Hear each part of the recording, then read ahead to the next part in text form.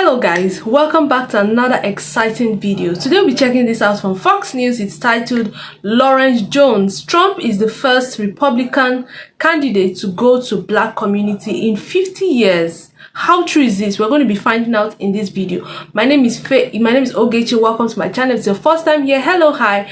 Please do well to like, share, subscribe, and turn on the post notification bell. Let's check this out together. I gotta tell you, I left hopeful.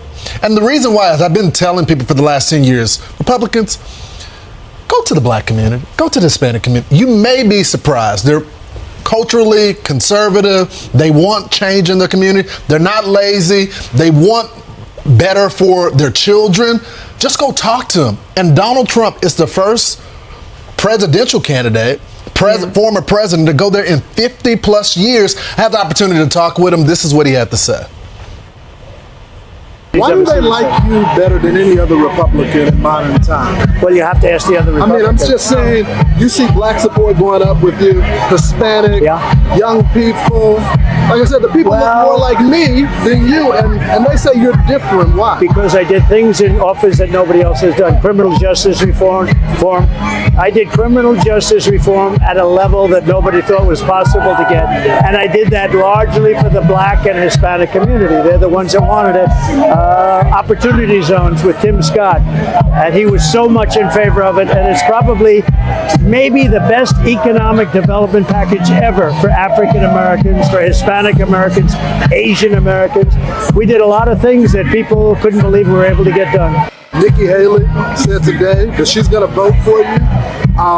It looks like the Republican Party is coming together.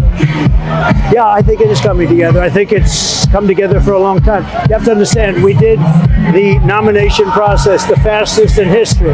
You know, if somebody else were running, they'd still be running for another month in order to get the nomination. We did it 2 months ago. But the party is together. I appreciate what she said. The party is together, and I think we're going to have a tremendous We saw it early in the diners. I would go to the diners, and they said they wanted Trump because of the Trump economy, the border being secured. Is this going to be a record election? You say that there has to be undisputed win this time. Well, I won't forget you at the diner, because when somebody else would blurt out, well, Nikki's doing well, Laurent's doing well, or somebody else, and you'd say, that's not what I'm seeing out here, and then you'd go and it was all Trump. Quickly, I'll say this before I turn it over to you guys. The original speech was supposed to be about 45 minutes. I mean, it's a good thing that Haley is supporting Trump and that the Republican Party is actually coming together. I think it actually makes so much sense. And the fact that Trump was able to reach out to the black community is something, because I mean, he's the first president or first presidential candidate to reach out to the black community. I think the problem here is not like the black community do not really like him. They actually love his work. They actually love what he's doing. They love his intention and all of those things. It's just that you know, I just love the fact that he's able to reach out to them, which I feel like was a very good move. And I feel like that's a very good move for his presidential career. Let's continue with this. Speech was supposed to be about 45 minutes. He ended up being like 2 hours long because he was genuinely enjoying the moment with those folks in the Bronx. Yeah, and he covered a lot. He started the speech by talking about all that he's done for the community in the Bronx. He's a New Yorker, which I think is important because, yeah, he's famous. He's a former president. Before that, he was a billionaire and, you know, New York City icon. But he went there not as any of those things. He went there as a New Yorker, and I like that he showed his New York pride. And then he ended his speech in a non-political way, although he injected some politics into it, although he said he wasn't going to be political, with just advice for young people. And it was a ride, the ups and downs, and he covered all of the issues.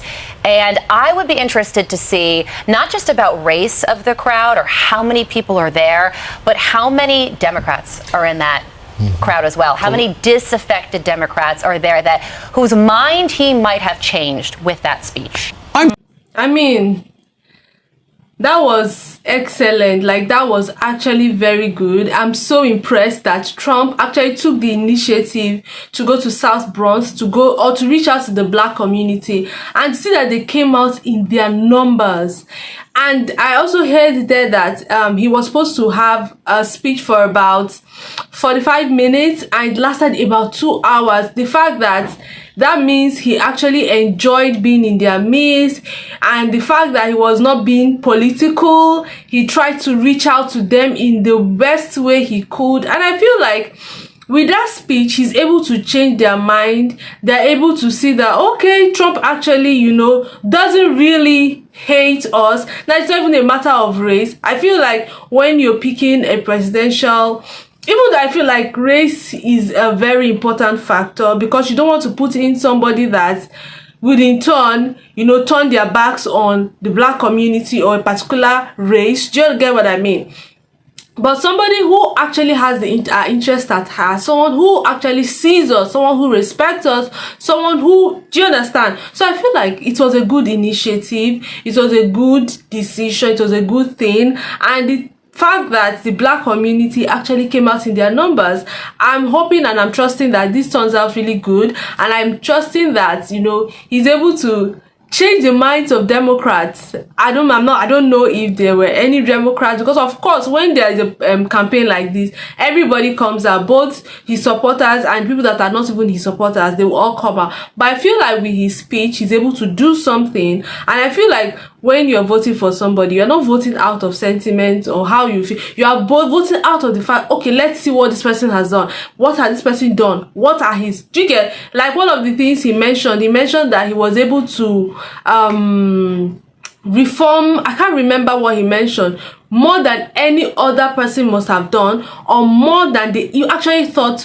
he would have done it, which I feel like was really good. So I feel like this is amazing. Let's know what you think about, you know, Trump being the first Republican candidate to reach out to the black community in 50 years. Do you think it was a good move? Do you think it was just a strategy? Or what do you think about that? If you live in South Bronx and you came out for this campaign, how was it? What was the speech like? How did it go down? What is actually running in the minds of these black people in the community? Let's know in the comment section if you have any idea of this or what you think about this particular video. Do not forget to like, share, subscribe, turn on the post notification bell, and I'll see you in my next episode. Bye bye.